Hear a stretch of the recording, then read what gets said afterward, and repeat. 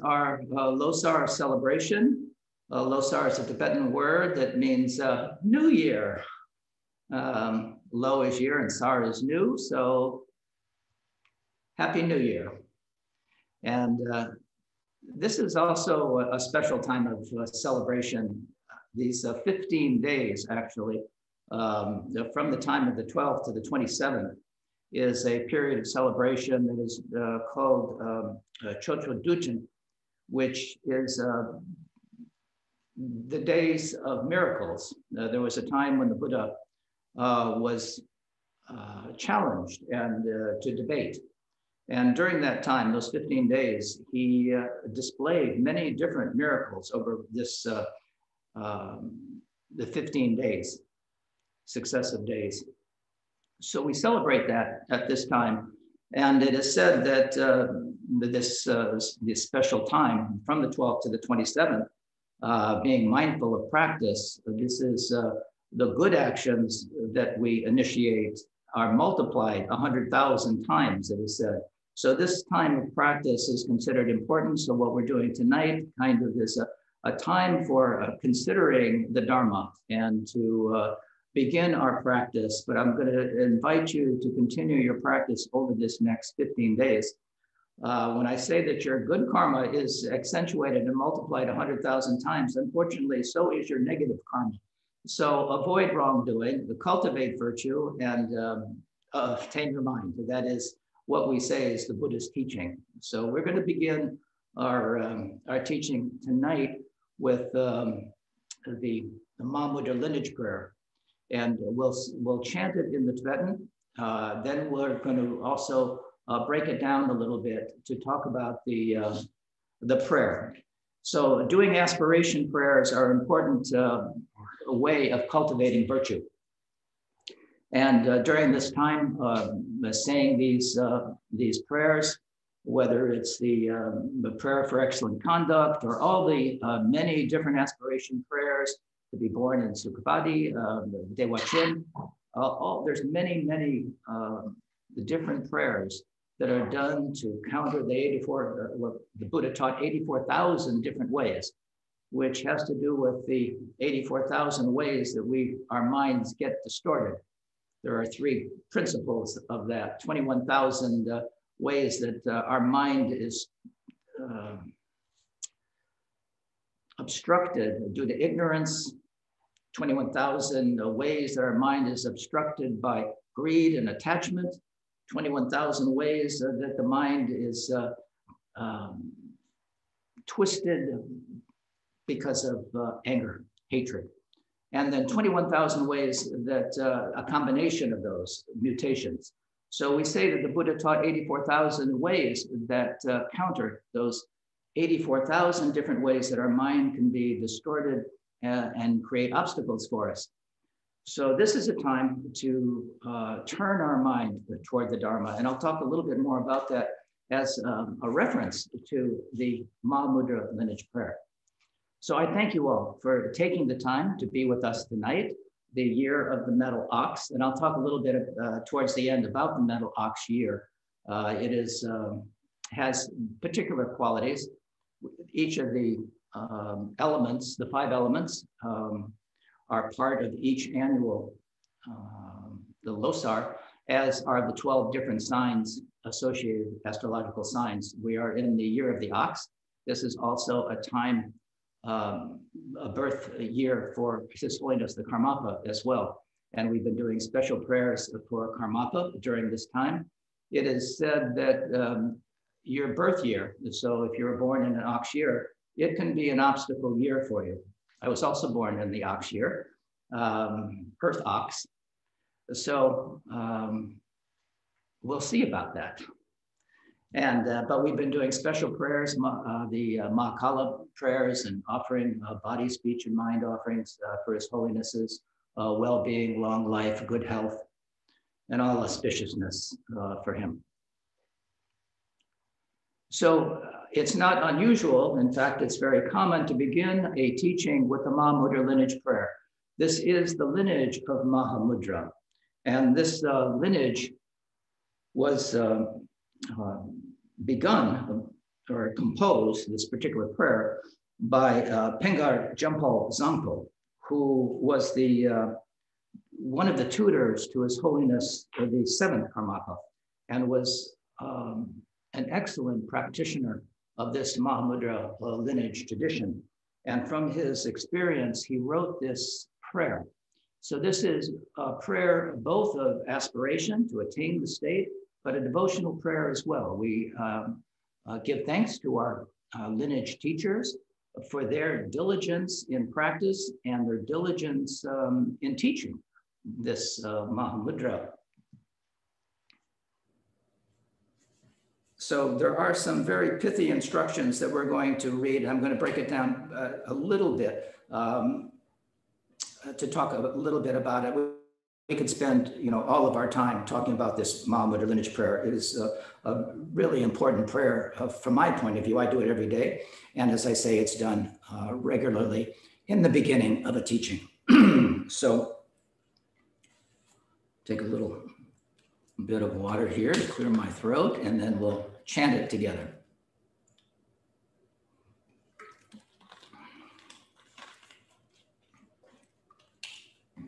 Om Dorje Chang Chen Te Lo Narodang Marpa Mi La Cho Je Gam Po Pa Du Sum She Ja Kun Ken Karma Pa Je Jun Je Ju Ba Se Nam Dam Dri Tak Sal Sum Pal Den Druk Pa Sok Zablam Chak Ya Che La Nya Ne Pe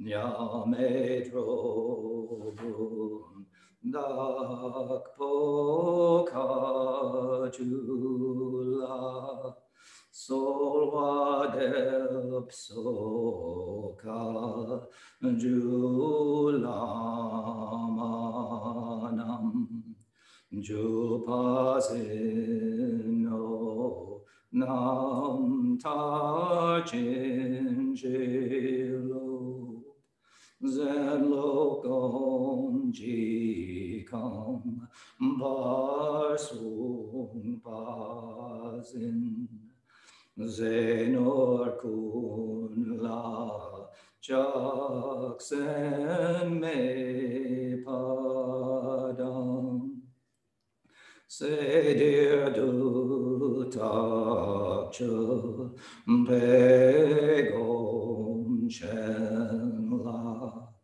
Ne Kur Sen Pa Me Par Chin Je Lo Magu Gom Ji Go Or Sung Pa Sin Menak Ter Go Je Be Lama La Yundu Sol Wadep Pe Gom Chen La Chomen Magu Ke Wajin Je Lo Yong Me Gom Ji No Shir Sung Pa Zin Gang Sha Tok Pe No O So Ma De Ma De La Chok Pe Gom Chen La Gom Ja Lo Dang Dra Wa Chin Je Lo Nam Tok No Chur kursum pasin chiang mayin shir yang charwala magakro pachar we gom chen la Godeyer metok bachin jilo kewa kuntu yang daklamadam drame choki pa lalon chaching Sadam lam jion ten rab sokne dorje changi go pong ner top shok dorje changi go pong ner top shok.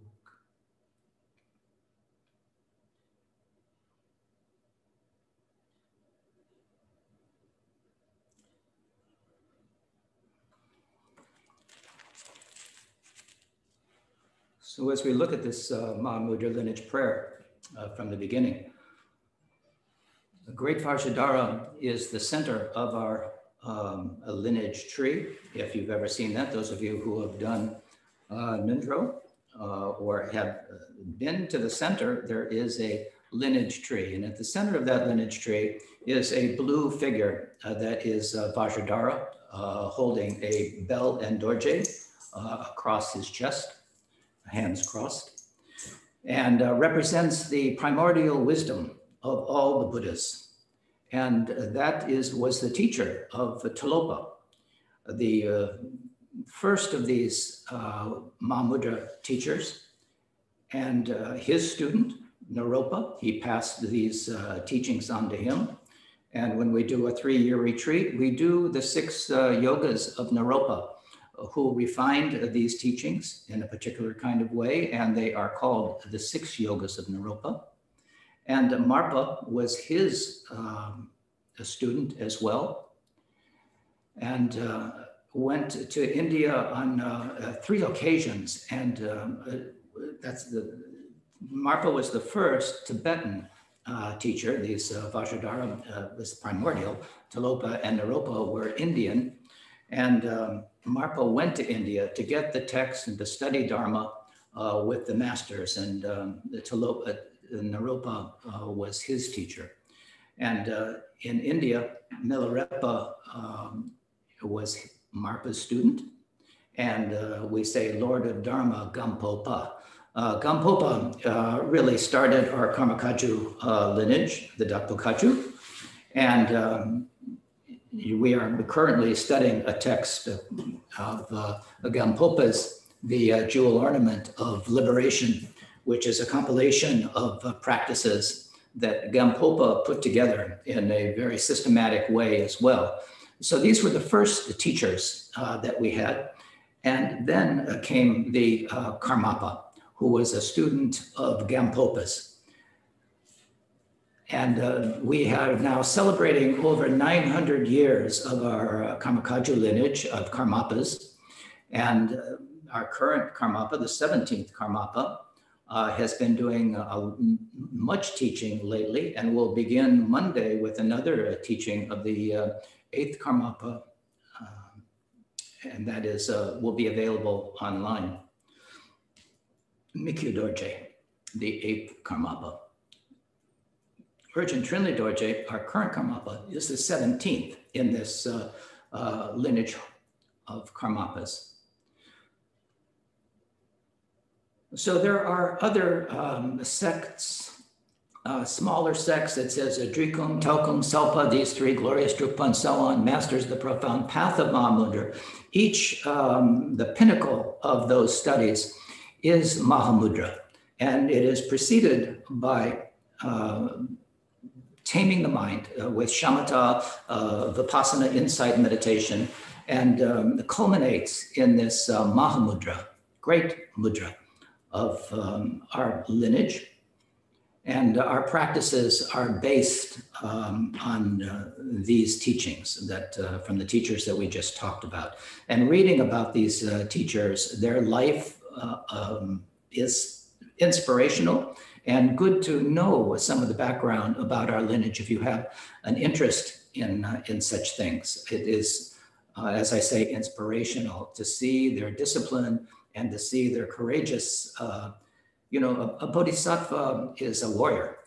To practice these things diligently to attain the state of Buddhahood is not easy. It requires a tremendous amount of fortitude and discipline and practice. And as it says here, you know, I supplicate the Kagyu Lamas, grant your blessing to following your example, I hold your lineage. And the first of these qualities, it says, detachment is the foot of meditation, as is taught. So this detachment is has to do with the 4 thoughts, really, that turn the mind to Dharma. And these are, in any time you practice, it is important to, these are called preliminary practices. There's the general preliminary practices, and there's the extraordinary preliminary practices. Some of you are doing the preliminaries, but the 4 thoughts that turn the mind to Dharma are preliminary practices that we begin. And that is to understand the preciousness of this human birth. And when, in terms of detachment, being the foot of meditation, we contemplate these 4 aspects. Detachment, the foot of meditation, as is taught. This is intended to encompass the 4 contemplations that turn the mind to Dharma. So we contemplate the preciousness of this human birth, which is not easy to come by. And if you explore this some more, we have the great good fortune of being born human. It is said to be as difficult as a blind a turtle living at the bottom of the sea, coming up once every 100 years and putting his head through something the size of a inner tube. So it is said that being born human is more difficult than that possibility. Or sometimes another example, analogy is if you throw peas on a wall, most of them will not stick. Most of them will not stick. But sometimes a pea will stick to the wall. Your chances of rebirth are about, as a human, are about as likely as that pea sticking to the wall, which again is not likely. But anyway, to understand the preciousness of this human birth and to contemplate that deeply is one of the practices that of the 4 contemplations. And this is what is meant by this particular thing about detachment. It doesn't mean having to be in a cave isolated by yourself. Many of the enlightened, the teachers, masters, were kings, and they had, you know, kingdoms. They had all the riches that one could want, but were detached to them. That's what we say, detachment. So we can enjoy things. There's no problem with that. It's our attachment. The degree of our attachment is the degree of our suffering. So we consider detachment as the foot of meditation. So those 4 contemplations, the first one being this precious human birth, and we are all fortunate enough to have this precious human birth, which came about because of past lives and your discipline, sticking to vows and having a certain amount of discipline that enabled you to gain the merit to be born in this realm, particularly at this particular time when the teachings of the Buddha are available. That's not always the case. So, preciousness of human birth. We contemplate impermanence. Although we have this precious human birth, none of us know how long we're going to live. So we contemplate impermanence. And we know that as we look, some babies are stillborn. They never make it to taking that first breath. Some die in infancy, some die in adolescence, you know how it is. Some people do live to be into old age, but we don't know. So the truth of impermanence, this has got to be considered, and to say, well, I will do it, I'll practice later. Right now I have other work to do. I have some responsibilities, but we don't know exactly how much time we have. So we want to use this time to make some time to turn our mind towards the Dharma. So the second of this turning the mind toward the Dharma is to contemplate the impermanence. And the third is the results of karma. So we understand that your karma will follow you like your shadow, be it good or be it not so good. So understanding the karma and the consequences of karma, we contemplate those as well. And the fourth being the unsatisfactory nature of living a samsaric life, an unenlightened life, only leads to suffering. And if we don't use this time properly, we have since beginningless time cycled in samsara from birth to birth. Now is the time to take this opportunity when we have all of the positive opportunities available to us to practice, to understand, and to realize the teachings of the Buddha. So that is meant by that one little thing. Detachment is the foot of meditation, as is taught. We could go through all these other ones, but we really don't have time. But I want you to realize, to contemplate, and to study this Mahamudra lineage prayer.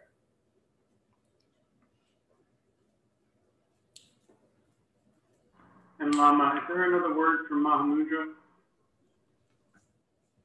Pardon? Another word? Well, it's like a tapestry.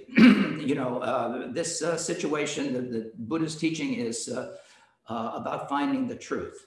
So mudra is a seal. It's also called great seal. So this seals the reality of emptiness, and culminates in the direct experience of the nature of your mind. Maha is great, the great seal. Sometimes it's hard to understand what great seal means, but it means understanding the quality of your Buddha nature, having the direct experience. And once one has that, there's no going back.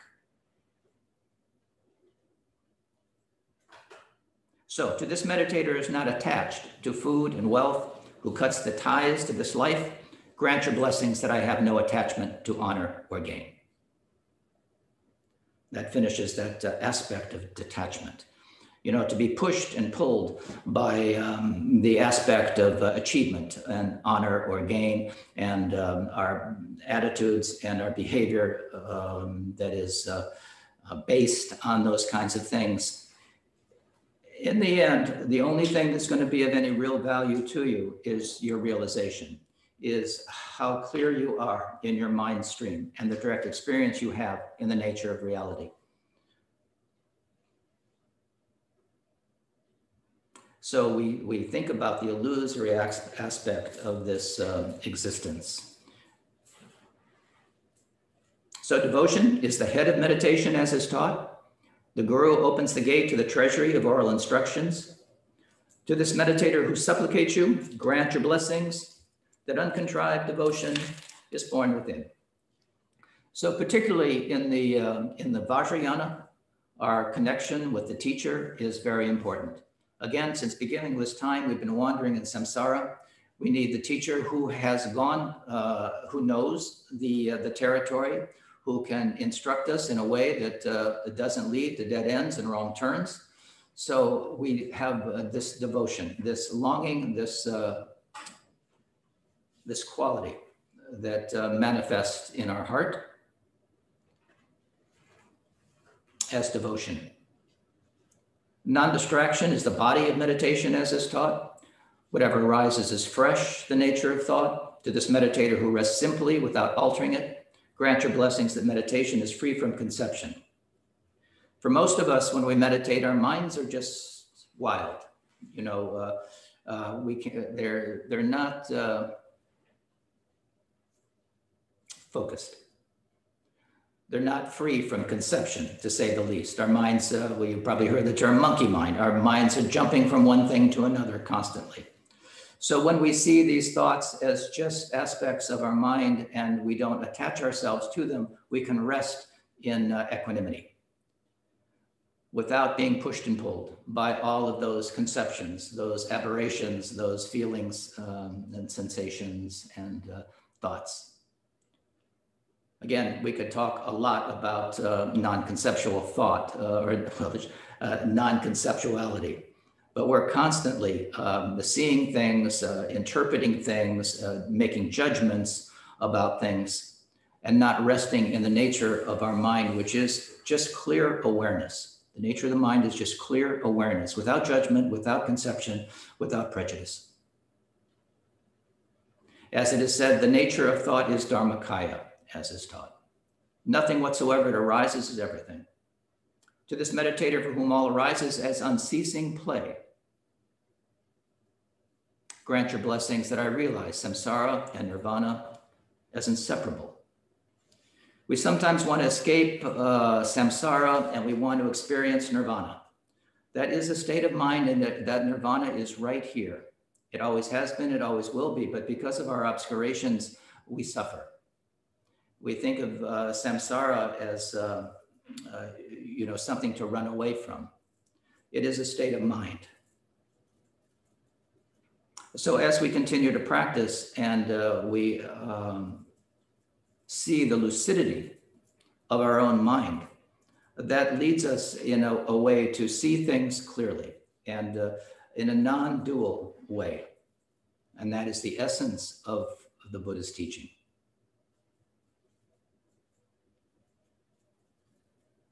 So, through all my births, may I not be separated from the perfect Guru, and so enjoy the splendor of Dharma. Perfecting the qualities of the past and stages, may I quickly attain the state of Vajradhara. So, just a little bit about that prayer before we go on. And if you could say this prayer and contemplate this prayer, what we say about the Buddha's teaching is you hear it, you contemplate it, and then you practice it. So the detachment, the devotion, the uncontrived meditation, non-distraction, these are the qualities of Mahamudra. Any questions about this thing? We had one question. Is Daochen the same as Mahamudra? It is. It's a variation on a theme, but it leads to the same thing, the direct experience of the nature of your mind, uncontrived and clear awareness. There's other name, Ati Yoga, there's a number of names for it, but we're talking about the same thing. Different teachers may elucidate it differently or have slightly different practices, but the end result is the same.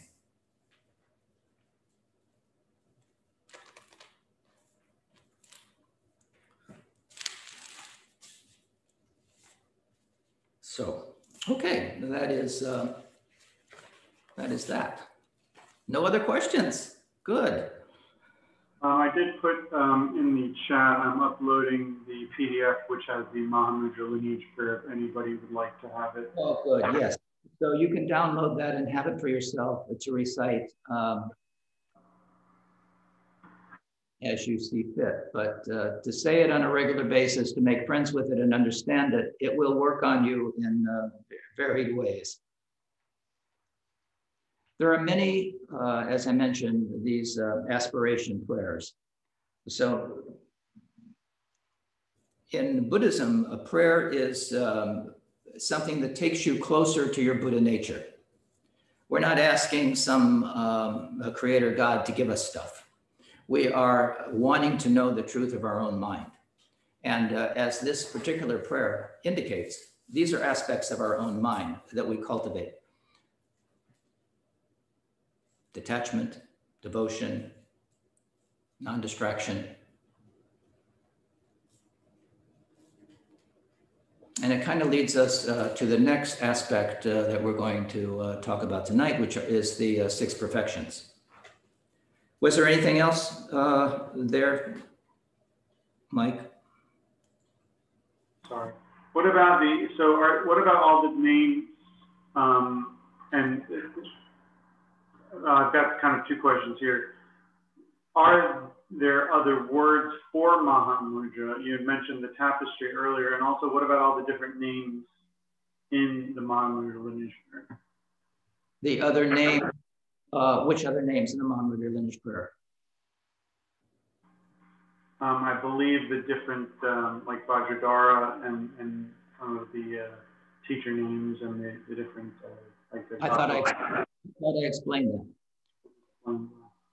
I think really focus. I was, can you hear me? Can I raise my? Okay. I was just worried because some people get real caught up with first time when they go through the Mahamudra lineage prayer or the Passion prayer. There's so many names and it's a little bit intimidating. And they're very important, but should we concentrate more on the second part of what you said, or and then that's the meditation aspect? But this is like anytime that you have a teaching, there's usually a little history, or there's a little preview of where this came from, and so this came from the primordial Buddha of Vajradhara, through our lineage, through Tilopa, as I mentioned, and that was back in 1100, I believe, or that was, but anyway, my history is not so great. But this is seven, you know, we're talking about the Vajradhara, Tilopa, who received the teaching from Vajradhara, Naropa, his student, Marpa, Naropa's student, Milarepa, a Marpa student. And you, as I mentioned, there are the biographies of these lineage teachers. And to understand more about it, if you choose, I would suggest reading them because they are inspirational. And but yes, you don't have to get caught up in the history, but in the practice, this shows how to practice Mahamudra. This is what they cultivated over the period of time. This is what Vajradhara taught in the way back, and that is what they taught and practiced. So the meat of it, if you will, is you know, how we practice. So when we started with I supplicate the Kagyu Lamas, yes, we do. There is merit, and we talked about devotion. So we have devotion to those teachers. Devotion was an important part of this practice.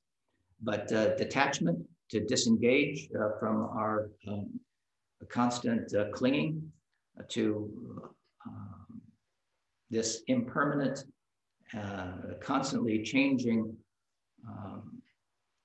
samsaric world is first, and then devotion, and then practice in the way of uncontrived and non-distracted mind. That is what shamatha is. For those of you, most of you have practiced. So shamatha is the first way we begin to tame the mind. It is a sequence. We start with taming the mind, beginning, it's also called tranquility meditation. So we have to make the mind workable. And the shamatha helps to quiet the mind, stills the mind, quiets the mind. Vipassana follows that, where we can directly experience the no self, the nature of suffering. The Buddha taught, you know, there is suffering. That was the first of the Noble Truths when he first taught. And there's a cause of that suffering, and there's a way out of that suffering if we follow the Noble Eightfold Path. So there's the teachings of the Buddha are so vast. But when we talk about the Mahamudra and practice, this short pithy prayer will give you all of the instruction necessary as you dive a little deeper into it. I'm skimming the surface, but there's much more to it as you continue to practice. Yes. Okay.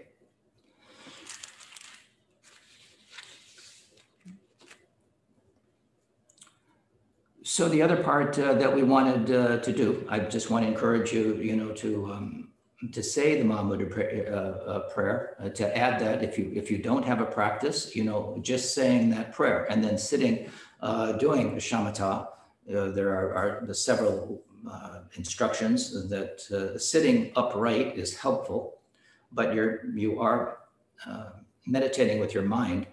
So, but having the mind, the body upright is a skillful means. It's part of the training, and it helps to bring your mind to that undisturbed state. So sitting up straight, back straight, being suspended from the heavens, chin slightly tucked in, tongue resting on the roof of the mouth, hands can be relaxed in the lap or on the knees, and letting your awareness come to the breath.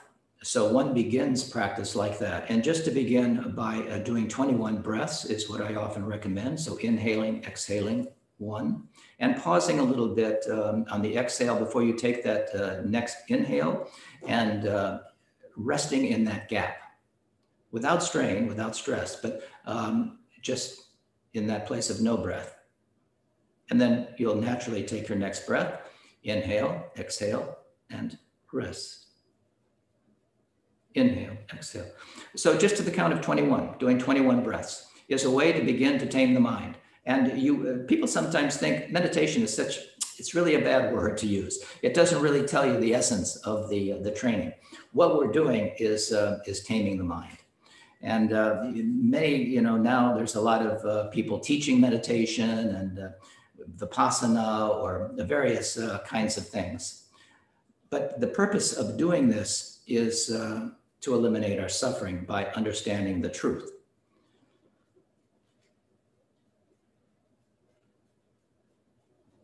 And we do that by first taming the mind, not being pushed and pulled by all those thoughts, feelings, and emotions that constantly overwhelm us. It gives us a little time, so we're not having a knee-jerk response when we're presented with some kind of negative thing or any kind of thing. Someone says something to us that we don't like, we immediately have our knee-jerk reaction.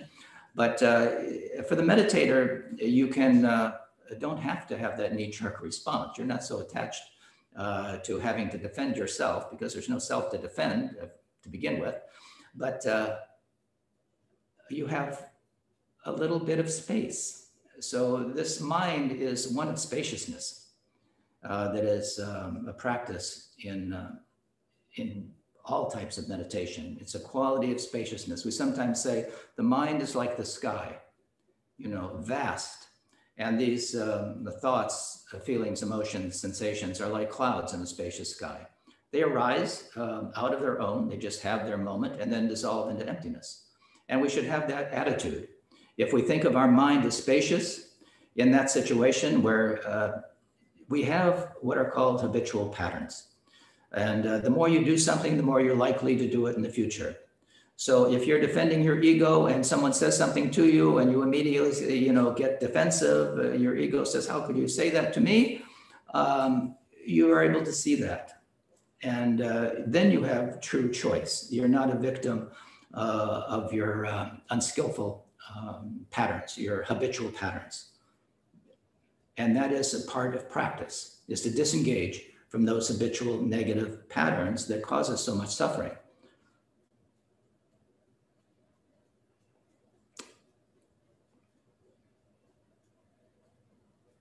Any question about that? We can, if that needs clarification, we can clarify it before I begin the 6 perfections.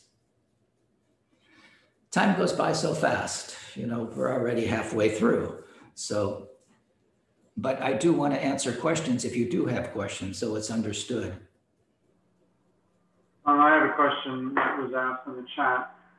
In the KTD prayer book, it has the practice of Chenrezig and Amitabha as well. But does not require a empowerment. That's right. These are sutra practices, so it does not require an empowerment. If you are able to get the empowerment, that's always a blessing and it's great, but anyone can do that. Medicine Buddha is also like that. It's a sutra practice. So it's always recommended. There's 3 things that you need to do a practice. The empowerment is one that's good to have. There's the the lung, which is the reading transmission, and then the explanation of how to do the practice. So those three things are helpful. Left to our own devices, we're often not so good. So we should have someone explain that to us. The reading transmission is lung. Lung means wind, and so through this, someone who has the lung, they can give it to someone else.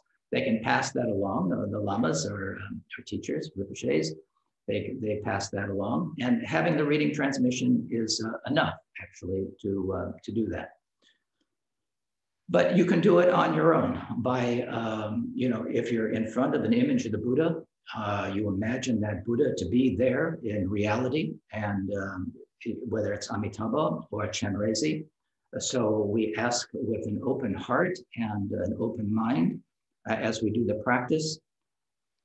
We do the generation practice of generating the pure realm of the Buddha.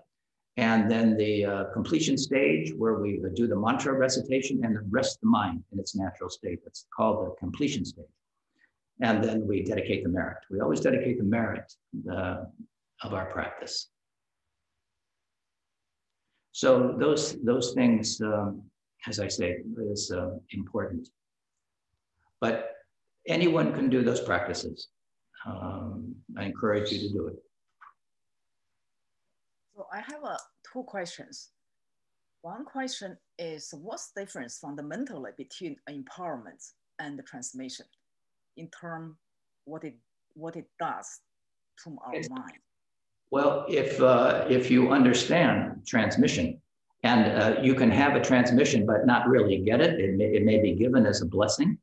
But if you see the person giving that transmission as that Buddha, you will get that transmission in a very powerful way. If you see that person as an ordinary being, or you don't have confidence in the yidam, we call them yidams, or then you don't get very much. That's why we say devotion is the head of meditation. You have to have the right attitude in practice. So having the empowerment, seeing the prefect or whoever is doing that, leading that and giving that transmission as the Buddha himself, whether it's Chenrezig or Amitabha or Medicine Buddha, that it gives you the authority and the confidence to do that practice.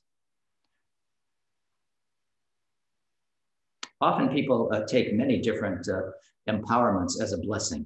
They have no intention, of really doing that as an ongoing practice. And there are certain vows or samayas that go with those transmissions. So, and of course, you have to have refuge first. That opens the gate to the Dharma. So taking refuge in the Buddha in a formal way, taking refuge in the Buddha, the Dharma, and the Noble Sangha, one then is on the path. Buddhism begins for that individual. One becomes a Buddhist when they take the refuge in the Buddha. We take refuge in the Buddha and the Dharma, the teachings of the Buddha, and the Noble Sangha, those realized Buddhas and Bodhisattvas. So it's a transmission has to be done in certain language, for example, Tibetan or Sanskrit. Can one give transmission in English? No one's done that because there aren't anyone who has achieved the state of, so it is said, in English. Many have achieved it in Sanskrit and in Tibetan now. There's many. So that those words are charged in a particular kind of way in the transmission. And there's purification that goes on in that, cleansing, purification as part of the transmission. There's a whole variety of things besides just hearing it. So it's the realization level of the person who gave the transmission determine what language is being used. Yes, I mean, yes. Okay. But it's both the person giving and the person receiving. They have to have that connection. They have to have that aspiration. The teacher or the person giving it certainly has the aspiration to give it. The student has to have the aspiration to receive it and to practice it with an open heart and devotion. If you just take it, you know, like I didn't have anything else to do, I'm going to do that, and then never practice it again, you get very little. But if you have that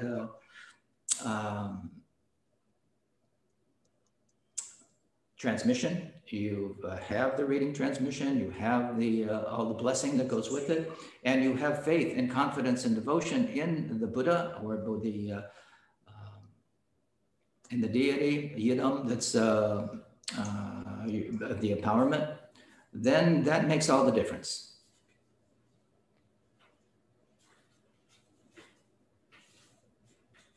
Everything has to do with our motivation. Everything has to do with our own mind.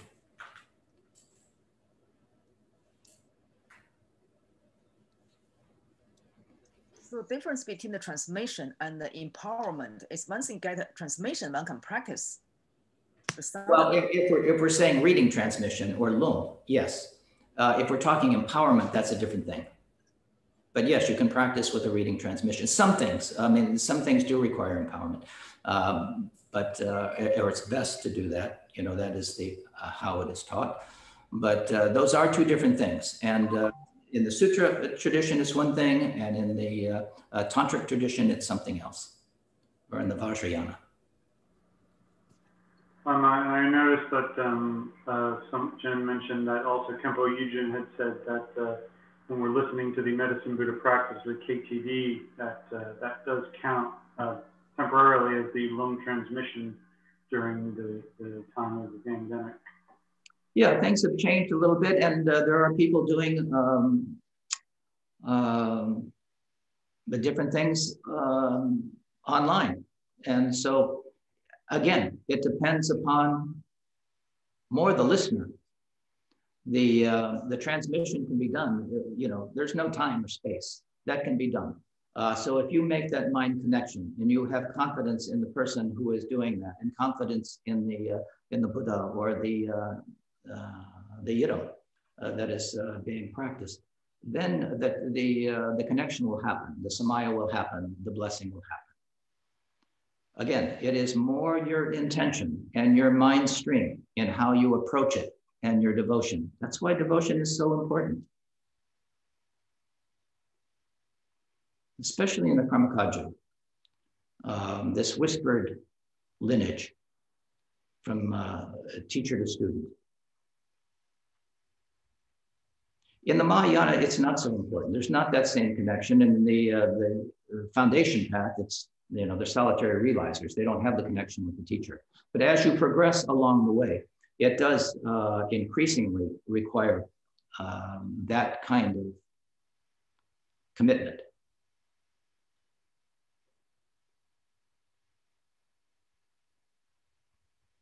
So we should probably go on a little bit, or I probably won't finish the 6 perfections.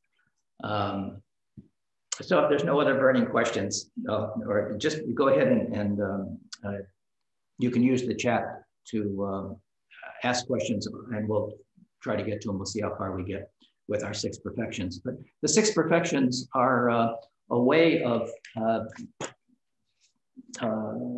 attaining Buddhahood. This is the path of the Bodhisattva.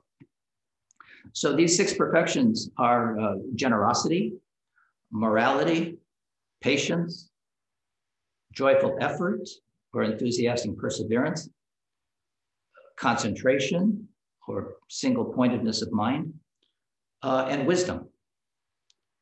The Buddha taught them in this order as well, with easier practices leading on to harder ones. Now, you may not think that generosity is easy, but compared to some of these other ones, the Buddha thought it was easier to start with generosity. Also, the previous practice helps form the basis for the next one. For example, it's hard to practice any of the other paramitas or virtues or perfections if we are attached to our possessions and our self in a particular kind of way. And the best antidote to attachment is generosity.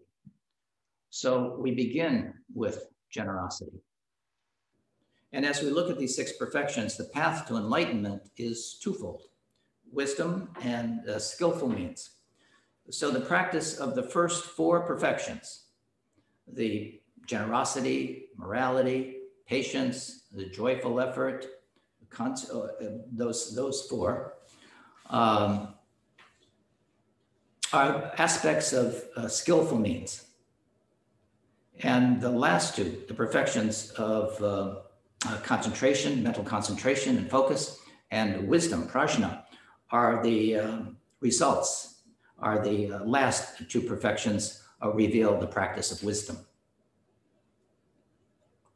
So they are in order in a certain kind of way, beginning with generosity.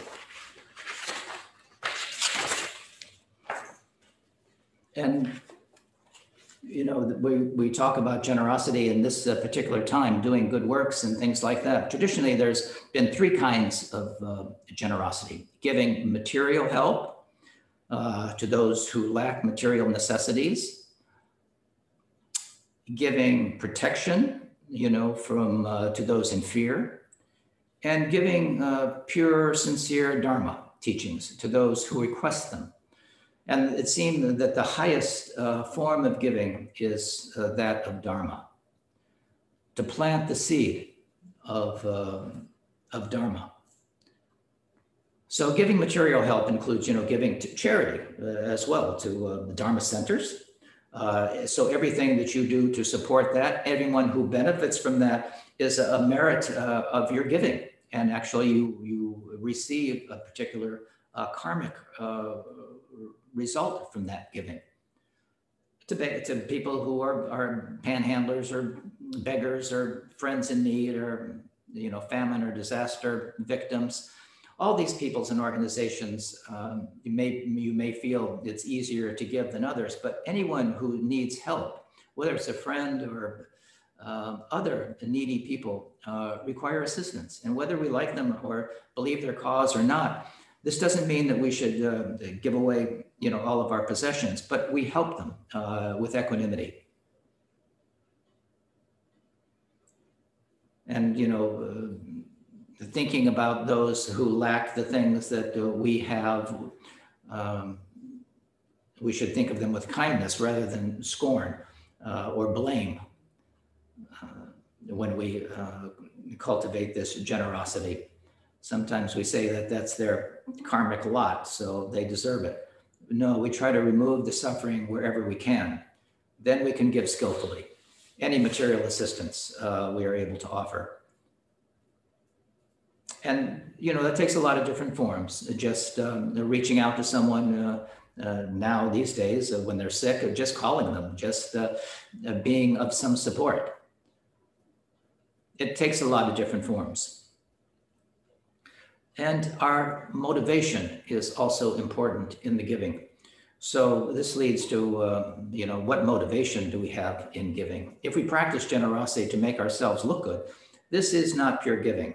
You know, if we throw a few coins at a beggar and with disgust in our mind, this is not pure giving. We must give from our hearts, you know, without reserve and without regret or remorse once we give. It is just given with equanimity, as we say. And to be mindful of how we're giving and what we're giving. You know, gifts of alcohol or tobacco or drugs may give some temporary relief, but in the long run be injurious. So we have to look at the kinds of gifts we're giving.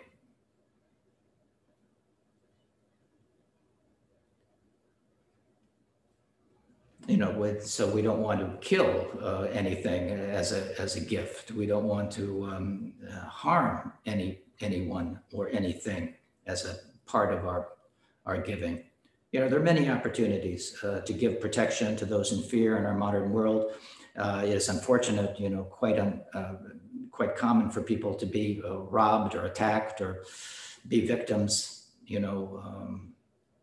So similarly, there are charities that help street children or other kinds of victims, maltreated animals. So supporting organizations like that helps provide the relief.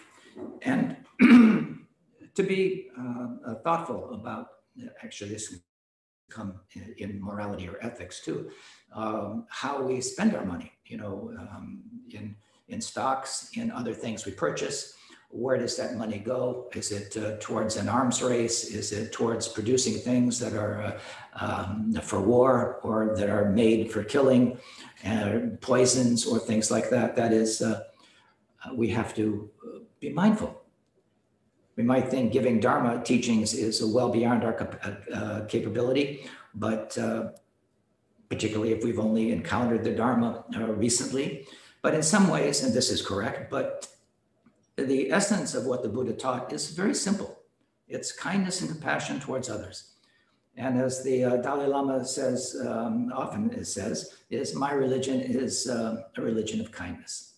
So in a similar way, just being kind, extending ourselves in a kind way is also generosity and can make a big impact in the life of someone else. So that is the first aspect of the 6 perfections, generosity. Any particular question about generosity? One question, Lama. Just having an aspiration to help okay if we aren't able to give what someone needs? Well, in terms of bodhicitta, yes, that it begins with our mind stream, again, and having that aspiration. So in a way, we fake it till we make it. So bodhicitta is not a word that we've used so far, but it is the mind of enlightenment. We do this practice. This is the practice of the bodhisattva to cultivate loving kindness and compassion for all beings. And so if we have in our mind stream that we want to be helpful, we're more likely to be helpful in actuality, for real. But in the beginning, if we can't do it for real, at least have the mind of enlightenment. We're cultivating a relative bodhicitta. And our wish is that all beings be happy and have the causes of happiness, and that they not suffer and have the causes of suffering. So it begins with the thought. But with that thought, hopefully also comes action along the way. Does that answer the question? Yes, Lama, thank you. Okay. Any other questions? All right, the second of our 6 paramitas is morality. And practicing morality is mindfully retraining ourselves, really, and refraining from negative actions. Traditionally, these are classified as 10 non-virtues. And there are 4 non-virtues of speech, which are telling lies, slandering others, gossiping, using harsh words, and swearing. There are 3 non-virtues of body, killing, stealing, and sexual misconduct. And 3 of mind, craving, attachment, wishing to harm others, and holding wrong views. So these are the things that create our problems with in moral behavior. So by sincerely trying to avoid negative behavior, our mind becomes calm and clear, just like we were in cultivating the generosity, or having the mind to cultivate generosity.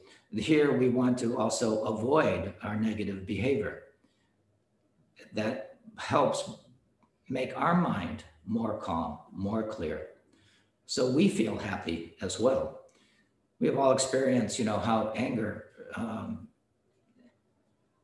and troubled we feel if we have harmed someone.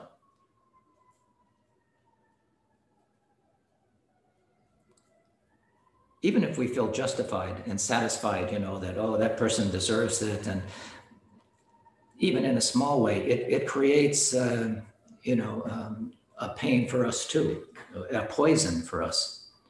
So morality includes cultivating good qualities too, not just avoiding the negative ones. So we're cultivating virtue. As we said before, the Buddhist teaching is about cultivating virtue, avoid harm, wrongdoing, and taming your mind. So those all go together. So we try to develop love, kindness, compassion for others, as well as not harming them. And often it's easy for us to do with our friends or family and those we're close to. But if we think about how everybody wants to be happy and avoid suffering equally, then we can try to expand our goodwill toward all beings. That is true morality. That's we put ourselves, we put ourselves in their shoes, so to speak. So the Buddha taught that morality is the foundation of a single-pointed mind.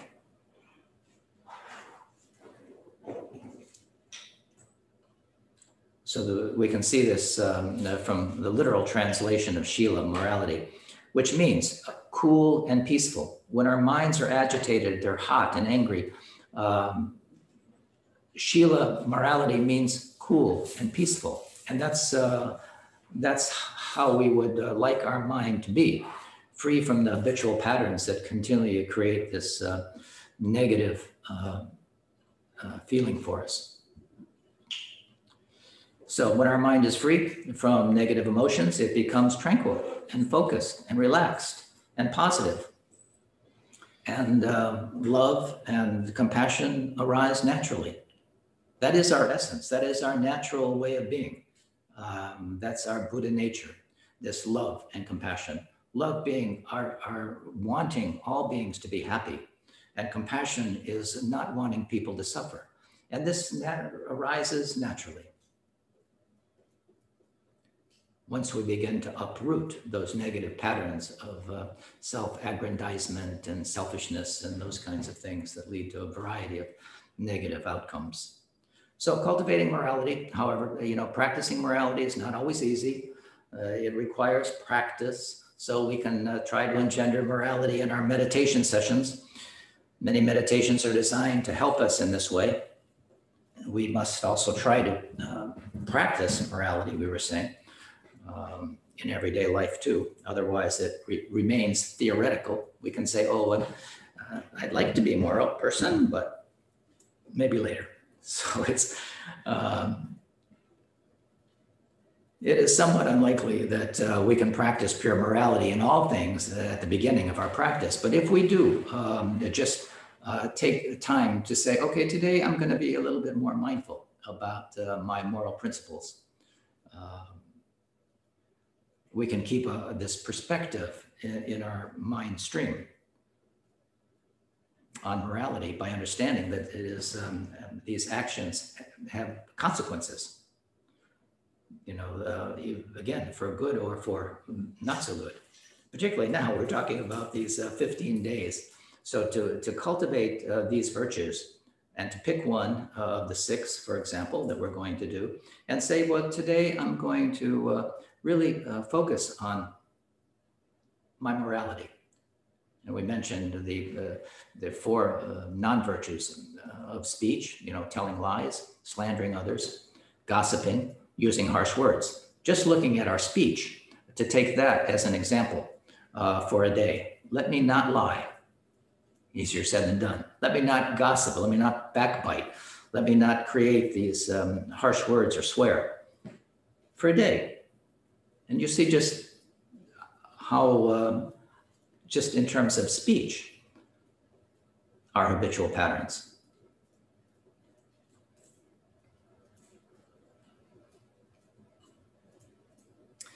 The ones of mind are really tricky because you really have to be able to watch your mind, to have that quality of observing the mind. So those 3 of mind are craving and attachment, even wishing harm to others, and holding wrong views. The holding wrong views is particularly, can be particularly troublesome.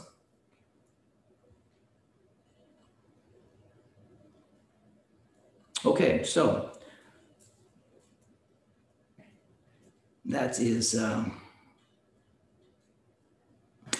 morality. Any questions about that?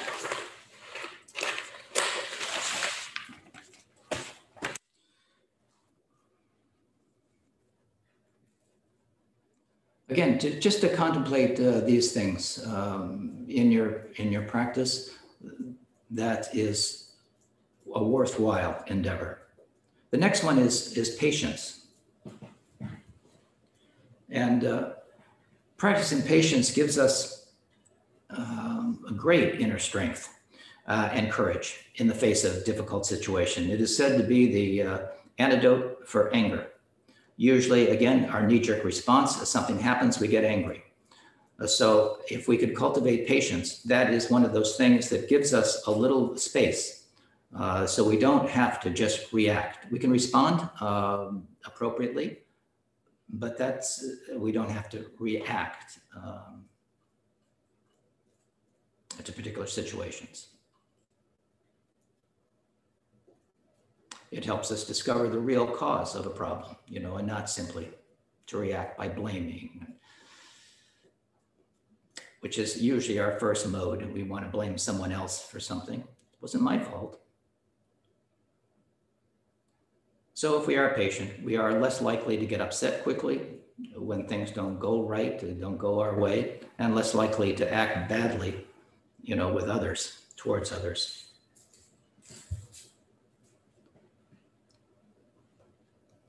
Traditionally, patience is classified into 3 types, and that is the patience of forgiveness, the patience of accepting suffering, and the patience of being able to behave virtuously.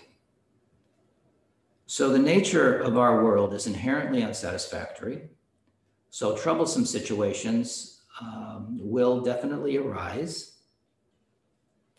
When someone gets in our face and we get angry or gets angry with us or abuses us, we almost always naturally tend to get angry and abusive toward that person, right back again. This merely aggravates the situation, as you've probably noticed.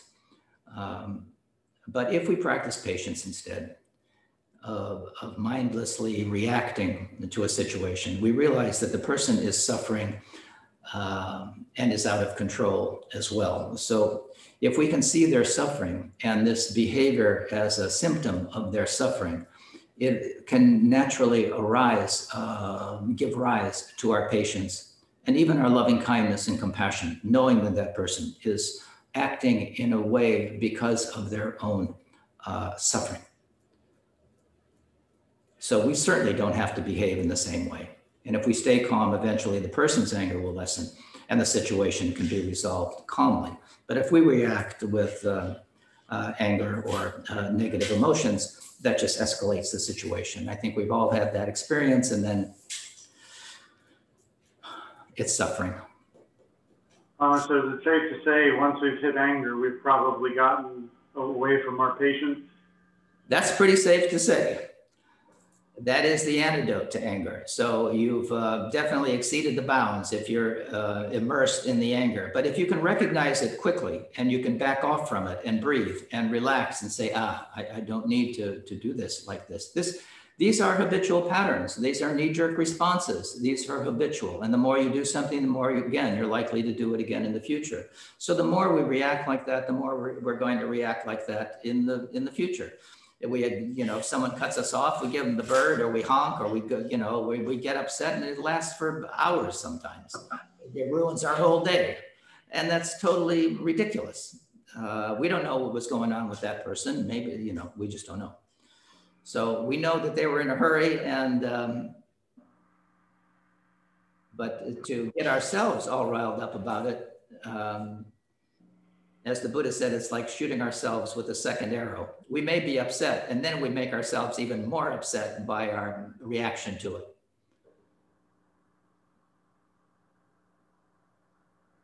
So normally when we suffer, it's in the face of problems and difficulties. We think of them as really bad. If we accept the situation with patience and remind ourselves that even this too will pass, and that we can lessen the experience of suffering or even embrace it and work with it, then we have the ground for transmuting this anger to patience. What is your suggestion for people that are dealing with long-term illnesses and dealing with the patience of having something like that? Yes, that is a good example of how we can cultivate patience with pain. Usually we have pain, we want to run away from it. Of course, we don't want to suffer pain. But the more we can embrace it, I know that's easy for me to say. I'm not in pain right now, but you know, His Holiness the 16th Karmapa, when he was having his health problems, they would always say, "How are you?" You know, and he would say, "I'm fine. How are you?" And he was more interested in the other person than his own pain. And he was, according to his physicians, there was no way that he could not have been in pain given what was his health situation.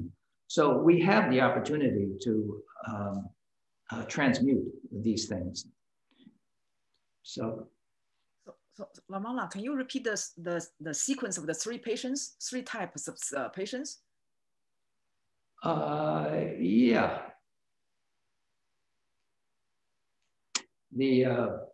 Traditionally, we talk about the three types of patience as being the patience of forgiveness. So forgiving someone and not holding grudges. The patience of accepting the suffering. So this is what we're talking about right now.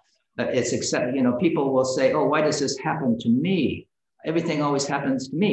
Everything doesn't always happen to you. There's people suffering all the time with all sorts of things. That's the nature of samsara.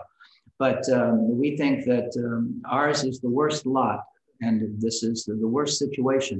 So the patience of accepting suffering for what it is, and the patience of being able to behave virtuously. It takes time to uproot our negative patterns and to successfully uproot these. We have to have both patience with ourselves and say, "Oh, I'm a bad person, I can never do this," and to cultivate these qualities of patience, to behave better than we have in the past through patience. Thank you. Yeah. Another question. What happens when you get frustrated about being unable to help or unable to be patient? What do you deal with that frustration? Well, you have to be patient with yourself as well, and use that same patience to know that we haven't reached our Buddhahood yet. We are Buddhas in process. So again, requires patience. So be gentle with yourself, but continue to cultivate this kind of internal calm and breathe and relax. You're not going to you don't have the capacity, you know, to take care of every situation effectively. So we do what we can, and but don't have the expectation that you're going to always be perfect in that. We are a work in progress. So as we were saying, patience can also help us transform how we think about our problems. And that may be a problem. Oh, how come I'm not better? How come I can't take care of this situation? Well, we do the best we can with what we have. And gradually we bring it to the path and we use it as a vehicle, as a fertilizer for our progress on the path. Mm-hmm. Just like in meditation, when a thought comes to mind, we don't wrestle with it. We don't say bad thought. It is just a thought and we let it go. So that situation is just another thought and we let it go. Oh, I'm not good at this. I can't do this. That is just another thought, and we don't need to get bogged down with it. We just stay in the moment as presently as we can. Lori, did you have a question? Yeah, I was wondering, do we lose merit when we become angry? And if so, what does that mean for us? Yeah, Lori had a question about, do we lose merit when we get angry? And it is said that that is one of the main ways we lose merit, actually, because our actions when we're angry, harsh words, and even, you know, hurting, physical violence can come out of that. So not only do we lose merit, but we also create negative karma for ourselves. and for the other person. We don't want the other person getting angry either, because that's negative karma for them, and we're responsible for them. As a bodhisattva, we don't want them being angry and upset and losing their benefits as well. But it is said that is the biggest obstacle to meritorious, and you can lose merit that way. Merit is so important. It is what really is the fuel for the development on the path. So cultivating merit through this practice that we're talking about, through the 6 paramitas, the 6 virtues, is how the bodhisattvas do it. This is perfect because they're called the 6 perfections. Perfect patience. We're not quite there yet with perfect anything, but this once a Buddha means, or Sanjay means one who has perfected all the positive qualities and has completely abandoned all the negative ones. So this is the way the bodhisattva attains Buddhahood, is through cultivating and realizing perfect patience, perfect generosity, perfect morality. Was there anything else? I think that's it in the chat, Lama. Thank you. Okay. I think we're going to be able to finish this, hopefully. Joyful effort is the next one. I hope you're finding this useful in some ways as we look at these different paramitas or these virtues. So joyful effort. This is really fuel for our practice, to do this, our practice joyfully. So following the Buddha's path is rewarding, but not always easy, and changing our old habitual patterns, as we said, and learning new ways of being is an ongoing process that we bring everything to the path, and we are continually refining and improving, hopefully. So there's little point in giving up when the going gets tough, as these are moments of greatest opportunity. So this is where joyful effort and enthusiastic perseverance comes in. Sometimes you'll see it as joyful effort, sometimes you'll see it as enthusiastic perseverance, but you can see how they are related. To have this sense of moving on the path with enthusiastic perseverance. I like that one. Joyful effort incorporates our attitude toward our spiritual practice. If our attitude is only to follow a set of rules rigidly and blindly, then we are probably quite miserable. If, however, we find ourselves thoroughly and of the great benefit to ourselves, and we see this and practicing for others, the twofold benefit, both for ourselves and others, from practicing what the Buddha taught, this helps us cultivate this joyful effort. When you see the Dalai Lama or other lamas and practitioners, their attitude is usually pretty happy. And might wonder, well, how come they're so happy? But it is often what brings people to the path. What do they know that gives them this quality of joyfulness? Then we approach the Buddhist path with great joy. And having found this such a wonderful way of life, and it is like that, it creates this internal happiness for us. So a joyful effort includes, determination. It doesn't happen on its own. So it does require determination to keep on practicing. The faults of Dharma is, first of all, not starting, and second of all, not finishing. So we have determination to keep practicing, to complete the path, which is Buddhahood. And it is achievable. Even when we are depressed or facing problems, this encourages us to keep trying and helps us to maintain our resolve when we feel weak. And we're going to feel weak sometimes. We're just not going to have the strength and capacity. Sometimes we feel overwhelmed. But even so, joyful effort is also the best antidote to laziness and to keep us moving in the right direction. Not just when we're meditating, but in all activities of our daily life. We can be lazy. So there's 3 aspects of joyful effort as well. Traditionally, joyful effort has three aspects, just like what we talked about with the other. The first is understanding the great value in practicing a spiritual path and developing confidence that we can do it. And as we progress, you will feel the difference and those around you will see the difference.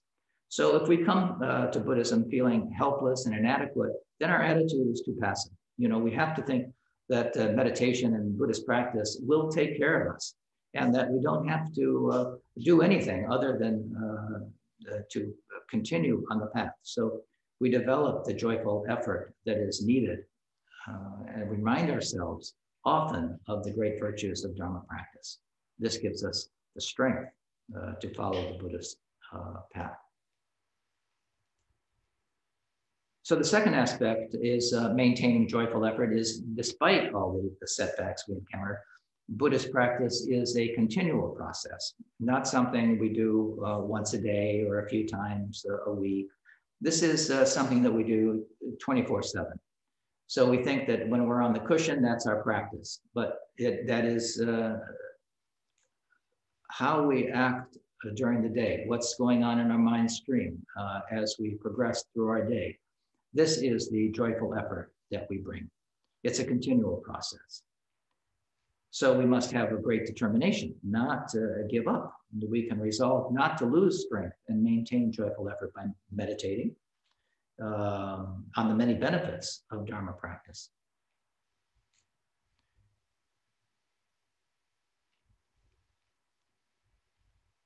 The Buddha said he was here for one reason and one reason only, and that was to end our suffering. So the consequences of this path is to end suffering. There's a cause and there's an end to suffering. And there's a vehicle, a way to do that. So we developed to maintain our Dharma practice, but we still need some extra impetus. You know, we have to have a certain drive. And often, you know, having the right view, having the right perspective is important. So this third aspect of joyful effort, the encouragement to follow our practice through to the end. As I say, one of the problems is not starting, the other one is not finishing. So some people give up. And if you're going to be proficient at anything, whether you're an athlete or an artist or you name it, you have to put time in. You put a little time in, you get a little result. You put a lot of time in, you get a bigger result. So the practical terms, this means not giving up. You know, whether it's watching your breath after 5 minutes, or you know, staying patient in a traffic jam, or you know, we remind ourselves of our innate Buddha nature, and that one day we will be removed from our delusions and our dissatisfactions, and we will continue to cultivate these powerful virtues. And that has a snowball kind of effect. All right, let's see if we can continue.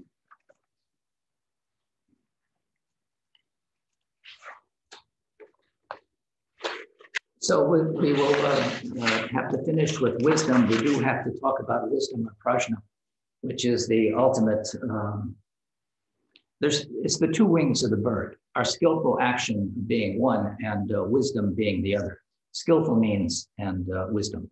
So in the words of the Buddha, in the Heart Sutra, the Buddha teaches the essence of the perfection of wisdom. Form is emptiness. Form and emptiness are not essentially different. At first glance, this may seem contradictory and difficult to understand. What does it actually mean?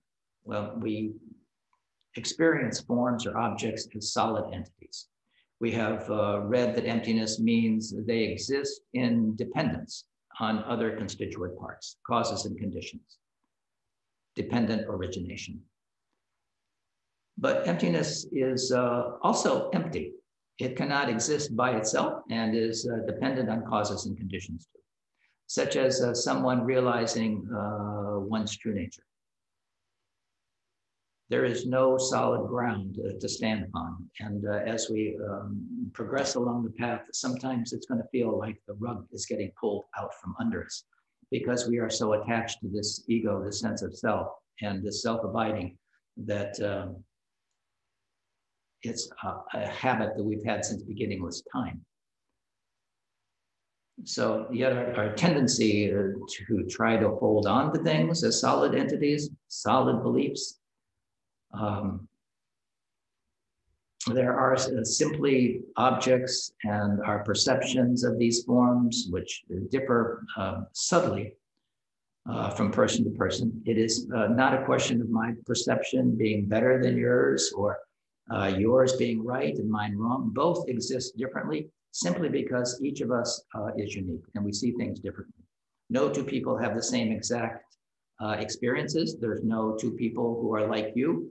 There will never be anyone like you. There never has been anyone like you because of the causes and conditions. Your karmic mind stream is, we'll say, peculiar to you. And there's no one else that can relate to the world the way you do. So we have to, if we do not take our own perception of reality too seriously and allow other people to have theirs, then there is fewer rigid viewpoints and fewer arguments. So when we say having the right view, that is anicca, knowing the impermanence or dependence or origination, anatta, this no self, and dukkha, there is suffering. So we contemplate these particular aspects until we understand them, their deep meaning. So this is the last of the 6 perfections and the hardest maybe to realize without: generosity, morality, the joyful effort, patience, and the single-pointed mind of concentration. We are unable to practice the perfection of wisdom fully. So it's the last one, it's the culmination of this wisdom that is cultivated through practicing the other 5 perfections. But we have to have the right view. We have to practice for what reason? For the benefit of all sentient beings, continually cultivating this idea of bodhicitta, loving kindness and compassion. And our actions are done for the benefit of all beings. And that is always our primary motivation. And so wisdom comes, informs the other 5 perfections. Otherwise, our self-identity arises, for example, with an act of generosity. I am being generous, me, which only leads to maybe an accumulation of merit. If you're generous, that can put you in the God realms. It's very, very good. You've been generous. But if there's pride that goes with it, that is a samsaric outcome.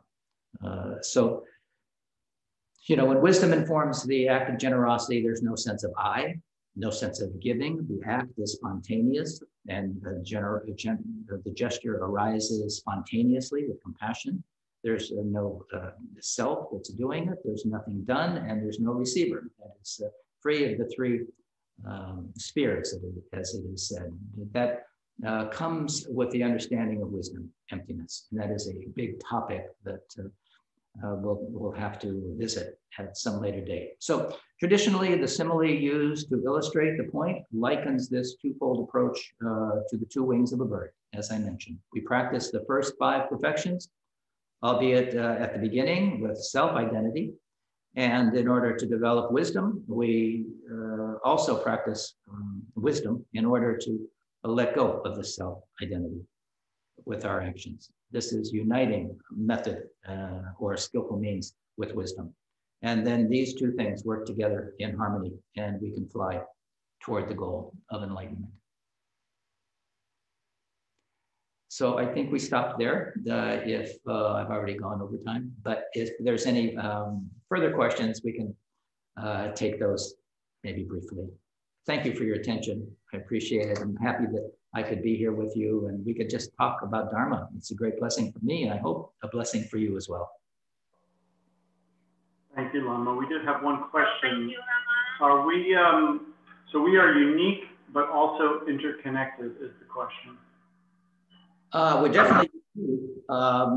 Everything is in a constant state of change and flux. everything is interdependent, this dependent arising. Our relationships, everything that we see, hear, think, feel, touch, are all dependent on causes and conditions.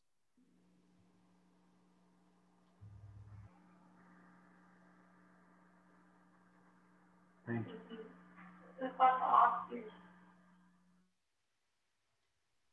Was that a question? Let me think. I might have one other question.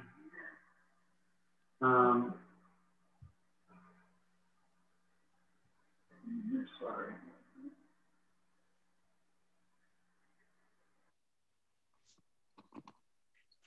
No. Okay, I think that's it. All right. So as I mentioned, we do like to dedicate the merit of our coming together. I'd like to say a little prayer as we end this time together. So we dedicate the merit of our coming together for the benefit of all sentient beings and their ultimate enlightenment, but for all the peoples and nations of the earth. May disease, famine, war, suffering be pacified, and may pure conduct, merit, wealth, and prosperity increase. And may supreme good fortune and well-being always arise. May all of these wishes be accomplished in the most auspicious way. Teata, Pensandria, Awa Bodhanaya Soha. Thank you all very much. Thank you, Lama. Again, Happy New Year. Thank you, Lama. Happy New Year. Thank you, Lama. Happy New Year. Thank you, Lama. Happy Losar, Tashidele. Happy Losar. Thank you. Thank you, Lama. Thank you, Michael. So much for participating. And I just want to mention that we have many excellent programs. You can go to Gainesville KTC webpage and KTC Jacksonville's webpage. And they're pretty spread out throughout the week. If there's a day that doesn't work at one, check the other for the different practices that are streaming on Zoom right now. So I hope everyone takes advantage of that. And if you'd like to contribute to this evening's support of the Dharma Centers, I'll put a link in the chat if anyone would like to make a donation. Thank you very much. Thank you. Thank you. Have a good night, everyone. Happy Losar. Good night. Good night.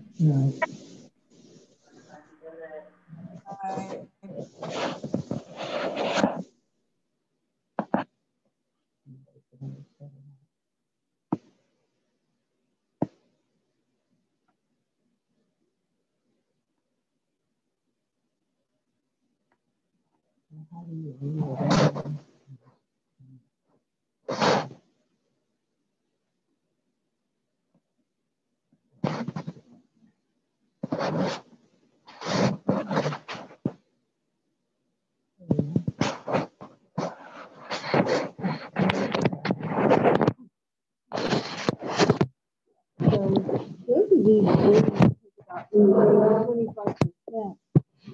The other building here